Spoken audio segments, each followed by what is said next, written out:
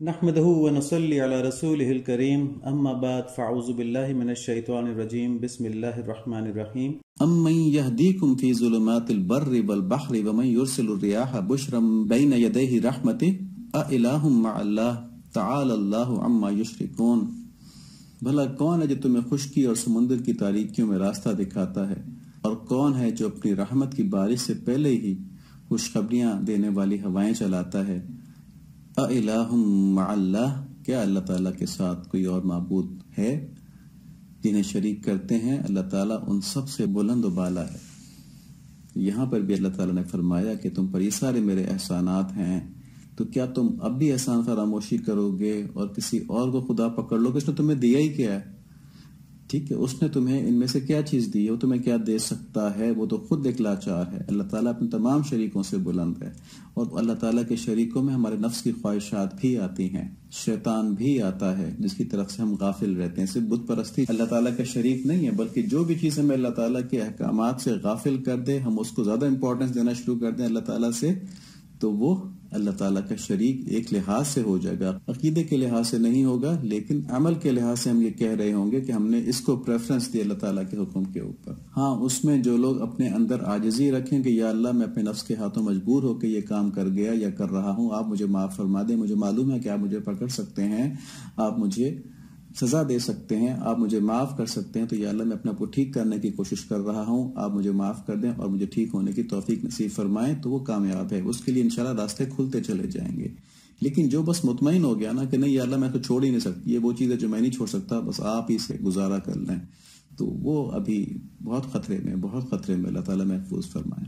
آگے اللہ تعالیٰ فرماتے ہیں أَمَّن يَبْدَأُ الْخَلْقَ ثُمَّ يُعِيدُهُ وَمَن يَرْزُقُكُم مِّنَ السَّمَاءِ وَالْأَرْضِ أَإِلَٰهٌ مَّعَ اللَّهِ قُلْ هَاتُوا بُرْهَانَكُمْ إِن كُنتُمْ صَادِقِينَ۔ بھلا کون مخلوق کی اول دفعہ پیدائش کرتا ہے اور پھر اس کو دوبارہ لوٹائے گا؟ اور کون ہے جو تمہیں آسمان اور زمین سے روزیاں دے رہا ہے؟ کیا اللہ تعالیٰ کے ساتھ کوئی اور معبود ہے؟ کہہ دیجئے کہ اگر سچے ہو تو اپنی دلیل لے کے آؤ۔ لیکن یہاں تک اللہ تعالیٰ نے اپنے احسانات بھی بتائے، اپنی قدرتیں بھی بتائیں، تو دو طرح سے اللہ تعالیٰ نے ہم کو یہ قائل کیا کہ دیکھو میرے سوا تمہارا کوئی معبود نہیں ہے، تم کہاں جا رہے ہو، کدھر جا رہے ہو؟ اور آخر میں کہا کہ اگر تم اب بھی نہیں مانتے تو پھر سوچو، دماغ سے سوچو، کوئی دلیل تمہارے پاس ان باتوں کے خلاف ہے؟ تو یہاں تک انتہائی شفقت ہے، طرح طرح کی نعمتیں اللہ تعالیٰ کی طرف سے آتی ہیں، تو ان قدرتوں اور نعمتوں کے تذکرے سے اللہ تعالیٰ نے کہا کہ ان پہ غور کرو، ان کو سمجھو اور اللہ تعالیٰ کو مانو، اور اپنے بھلے کے لیے اللہ تعالیٰ کی مانو۔ صرف ان کا ماننا نہیں، ان کا ماننا ایمان ہے، جو بہت بڑی چیز ہے، بہت بڑی چیز ہے۔ یہ ایسا نور ہے کہ اس کے مقابلے کی کوئی اور چیز کائنات میں ہے ہی نہیں۔ لیکن یہ اکیلا کافی نہیں ہے دوزخ سے مکمل نجات کے لیے، اعمال صالح بھی ساتھ چاہیے کہ ان کی مانو بھی، ان کو بھی مانو اور ان کی بھی مانو۔ جب ان کی بھی مانو گے تو پھر ان کے مقرب اور محبوب بن جاؤ گے، اور پھر تو تمہیں کوئی فکر ہی نہیں، لا خوف علیہم ولا هم یحزنون، نہ کوئی تمہیں خوف ہوگا نہ کوئی تمہیں غم ہوگا۔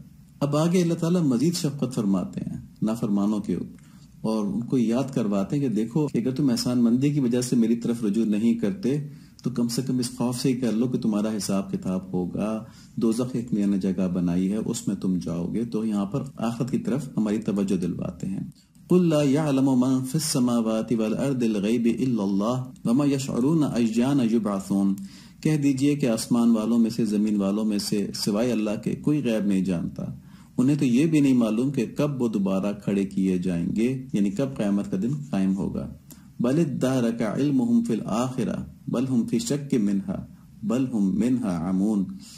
بلکہ آخرت کے بارے میں ان کا علم ختم ہو چکا ہے، ان کا ادراک ختم ہو چکا ہے۔ یہ بڑی عجیب بات ہے واقعتاً، مطلب میں بار بار یہ بات دہراتا ہوں کہ میں کفر کی بات نہیں کر رہا، لیکن ہم مسلمانوں کی حالت تو ایسی نہیں ہونی چاہیے تھی جیسی آج کل ہے۔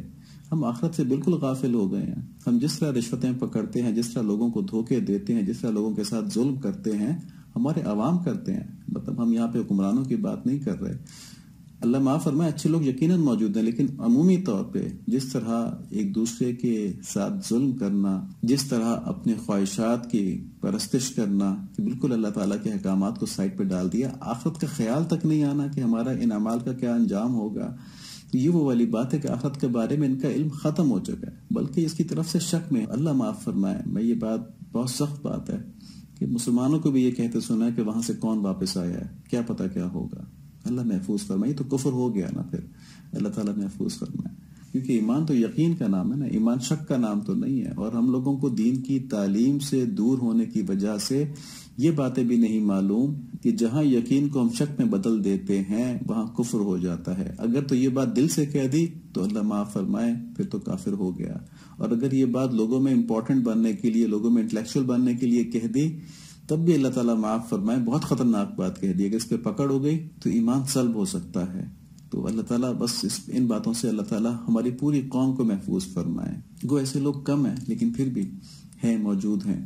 تو یہاں پر اس آیت میں بتایا گیا کہ آخرت کے بارے میں ان کا ادراک ختم ہو گیا ہے، بلکہ اس کی طرف سے شک میں ہیں، بلکہ یہ اس سے اندھے ہیں. یہ تیسری کیٹیگری بتائی کہ شک والے بھی نہیں. یہ کفار خالص جو ہے نا، جو بالکل آخرت کو مانتے ہی نہیں ہیں، وہ زندگی اس طرح گزار رہے ہیں جیسے بس یہی زندگی ہے جس میں جو کچھ مل گیا سو مل گیا. اللہ تعالیٰ ہم کو صحیح طرح سے اپنی طرف، اپنی محبت کی طرف متوجہ ہونے کی توفیق نصیب فرمائے. اپنی محبت اور اپنے حبیب صلی اللہ علیہ وآلہ وسلم کی محبت اکمل درجے میں نصیب فرمائے. تو یہ باتیں الحمدللہ ہو گئیں، اور یہ اس لیے ہو گئیں کہ اس میں شیطان بہت بڑا وسوسہ ڈالتا ہے، اور لوگ یہ شک کر لیتے ہیں، یہ سوال کر لیتے ہیں کہ جب خیر اللہ تعالیٰ کی طرف سے، اللہ تعالیٰ اپنی طرف سے منسوب فرما رہے ہیں تو شر بھی تو اللہ تعالیٰ کا تخلیق کردہ ہے، اس کو اللہ تعالیٰ اپنی طرف کیوں نہیں منسوب کرتے. تو یہاں پہ یہی بات ہے کہ تخلیق تو دونوں اللہ تعالیٰ کی ہے، لیکن خیر جو ہے وہ ڈیفالٹ ویلیو ہے، وہ خود مل رہی ہے ہم کو، خود بخود ہماری طرف آ رہی ہے. خیر حاصل کرنا ہماری ڈیفالٹ سیٹنگ ہے کہ ہمارے اللہ تعالیٰ نے قلب میں اور نفس کے اندر وہ صلاحیت رکھی ہوئی ہے کہ ہم خیر کی طرف متوجہ ہوں. لیکن جب آدمی خود اس سوئچ کو آف کر کے اپنے لیے شر کو پسند کر لیتا ہے، اس کھڑکی کو بند کر کے اپنے لیے اندھیرے کو پسند کر لیتا ہے، تو یہ اس کا اپنا اختیار ہے، اس لیے شر کی نسبت اس کی طرف کی ہے. انشاءاللہ یہ بات کلیئر ہو گئی ہوگی. اب ہم اگلا شعر دیکھتے ہیں. جز توکل جز کے تسلیم تمام، در غم و راحت ہمامک رست و دام. توکل اور رضا کے علاوہ غم اور راحت یعنی ہر حال میں یہ جو ریاضت ہے، خیرات ہے، یہ سب مکر و فریب ہیں. پہلے ریاضت کو اور خیرات، صدقہ، خیر خواہی کو کہا تھا کہ بس یہی اللہ تعالیٰ تک پہنچنے کا ذریعہ ہے، اور یہاں پر کہہ دیا کہ اللہ تعالیٰ پہ توکل اور ان کی رضا کے علاوہ باقی ساری چیزیں فریب ہے. اور کہا کہ اللہ تعالیٰ کو پانے کے لیے چاہے غم ہو یعنی غم کی حالت ہو یا راحت کی حالت ہو، صرف توکل اور تسلیم سے کام نکلتا ہے، رضا سے کام نکلتا ہے. بڑی اچھی بات کی اس نے کہ اللہ تعالیٰ پر توکل کیا جائے اور ان کی ہر حکم کے اوپر راضی رہا جائے، اور ان کے ہر حکم کو مان لیا جائے کہ اللہ تعالیٰ نے میرے لیے اسی میں بہتری رکھی ہے، وہی حکیم ہے، وہ جانتے ہیں کہ اس میں میری بہتری ہے. اور یہ روزہ، ریاضت اور سخاوت اور خیر خواہ، یہ سب جو ہے یہ نفس کے مکاریاں اور جال ہیں، ان سے کچھ نہیں ہونے کا. تو دیکھیں یہاں پر اس نے پھر ایک اختلاف پیدا کر دیا. اب پہلے یہ بتایا جا چکا تھا کہ اگر بھروسہ اور نظر اپنے اعمال پر ہو تو یہ انسان کے اندر خود پسندی پیدا کرتا ہے اور اس کو فخر اور عجب میں مبتلا کر دیتا ہے، اور اس طرح اللہ تعالیٰ سے دور کر دیتا ہے. تو اس لحاظ سے اس کو نفس کا مکر اور دام کہا. لیکن یہ صرف اس کنڈیشن کے ساتھ ہے کہ اگر آدمی کی نظر اپنے اعمال کے اوپر ہو. لیکن اگر یہی اعمال جو ہیں یہ اللہ تعالیٰ کی شکر گزاری پیدا کریں اور انسان کے اندر عاجزی پیدا کریں کہ اللہ تعالیٰ نے ہمیں کیا کیا نعمتیں نصیب فرمائی ہیں، کتنے اچھے اچھے اعمال میں کر لیتا ہوں، اور ساتھ ساتھ اللہ تعالیٰ سے ان کی توفیقات سلب نہ ہونے کی بلکہ بڑھنے کی دعائیں مانگتا رہے، تو یہ توکل کے خلاف نہیں ہے. ٹھیک ہے، یہ بھی توکل ہے اس صورت کے اندر کہ جب اعمال اللہ تعالیٰ پہ نظر کر کے کیے جا رہے ہوں تو پھر یہ اعمال اور توکل کوئی الگ الگ چیز نہیں ہے. ہاں اگر آدمی اعمال کو اپنی ذاتی چیز سمجھ رہا ہو، ذاتی کمال سمجھ رہا ہو، تو پھر اس کی نظر اللہ تعالیٰ کے اوپر نہیں ہے، تو پھر وہ توکل نہیں کر رہا، بلکہ وہ کہہ رہا ہے کہ بس اب میں نے یہ اعمال کر لیے تو مجھے اس کا صلہ ملنا چاہیے. تو یہاں پہ ساری تفصیل وزیر نے بتائی نہیں، اور اس کی وجہ سے بظاہر یہ دونوں باتیں الگ الگ معلوم ہونا شروع ہو گئیں کہ جیسے اعمال الگ ہیں اور توکل الگ ہے. ٹھیک ہے، اب یہ بات کلیئر ہونی چاہیے نا کہ اعمال کے ساتھ توکل کیا چیز ہے کہ آدمی نیک اعمال کرتا ہے اور پھر امید کرتا ہے کہ اللہ تعالیٰ ان کو قبول فرما کر میری مشکلات حل فرما دیں گے، دنیا کی بھی اور آخرت کی بھی. تو اعمال بھی ہو گئے، نیکیاں بھی ہو گئی، مجاہدہ بھی ہو گیا، سخاوت بھی ہو گئی، خیر خواہی بھی ہو گئی، روزے بھی ہو گئے، اور ساتھ میں توکل بھی ہو گیا. اور اگر آدمی اپنے اعمال کو کرتا ہے اور کہتا ہے کہ اب یہ اعمال جو ہیں یہ ایسے ہو گئے ہیں کہ اب یہ مجھے مشکل سے نکال لیں گے، اور اگر مشکل سے نہیں نکل پاتا، اللہ تعالیٰ حکمت کے تحت اس کے اوپر کوئی امتحان لے کے آتے ہیں، کوئی آزمائش لے کے آتے ہیں، تو پھر چیخنا شروع کر دیتا کہ میں تو نمازیں بھی پڑھتا ہوں، میں تو روزے بھی رکھتا ہوں، مجھ پر یہ مصیبتیں کیوں آتی ہیں آخر ساری، میرے لیے مشکل حالات کیوں ہیں؟ تو اللہ تعالیٰ نے کسی کے لیے صبر کا پیپر رکھا ہوا ہے، کسی کے لیے شکر کا پیپر رکھا ہوا ہے. تو جس کو چاہتے ہیں صبر سے آزماتے ہیں، جس کو چاہتے ہیں شکر سے آزماتے ہیں. ہمارا کام یہ ہے کہ ہم اپنے دین کا علم اور اپنے قلب کی استعداد جو ہے، قلب کی کیپیسٹی جو ہے، قلب کی صلاحیت جو ہے، وہ اتنی کر لیں کہ جو بھی پیپر ہمارے پاس آئے اس کو ہم صحیح طرح سالو کر لیتے ہوں. صبر کا پیپر آسان ہوتا ہے اور شکر کا پیپر مشکل ہوتا ہے. صبر کا پیپر اس لیے آسان ہوتا ہے کہ آدمی پہ مشکلات پڑی ہوتی ہیں، اور جو صالح آدمی ہوتا ہے وہ اپنی مشکلات میں اپنے محبوب کی طرف، اپنے رب کی طرف ہی متوجہ ہوتا ہے. رو رو کے مانگتے ہیں یا اللہ میں بڑی تکلیف میں ہوں، میں بڑی مشکل میں ہوں، آپ یہ مشکل آسان فرما دیں. تو یہ دعا مانگنا بھی عبادت ہے، اللہ تعالیٰ کی طرف رجوع کرنا بھی عبادت ہے. اللہ تعالیٰ کا قرب اس سے حاصل ہوتا ہے، یہ اس کو مل جاتا ہے.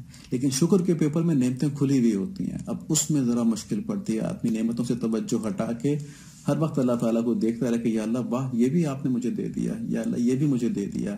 یہ مشکل نصیب ہوتا ہے. اللہ تعالیٰ ہم کو آسانی میں رکھیں، خیر میں رکھیں، نعمتوں کے اندر رکھیں، اور اس پر شکر گزاری نصیب فرمائیں. ہماری کمزوریوں پر نظر کرتے ہوئے ہمیں صبر کے امتحان سے بچا لیں. اللہم آمین.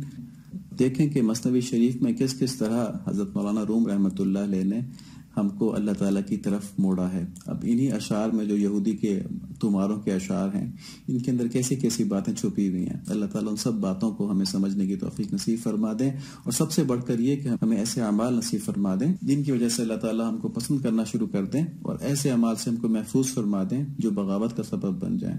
اللہم آمین. اللہم انا نسألک من خیر ما سألک منہ عبدک ونبیک وحبیبک محمد صلی اللہ علیہ وسلم، ونعوذ بک من شر ما استعاذ منہ عبدک ونبیک وحبیبک محمد صلی اللہ علیہ وسلم. انت المستعان وعلیک البلاغ ولا حول ولا قوة الا باللہ. اللہم صلی علی محمد النبی الأمی وعلی آلہ وصحبہ وبارک وسلم تسلیما کثیرا کثیرا.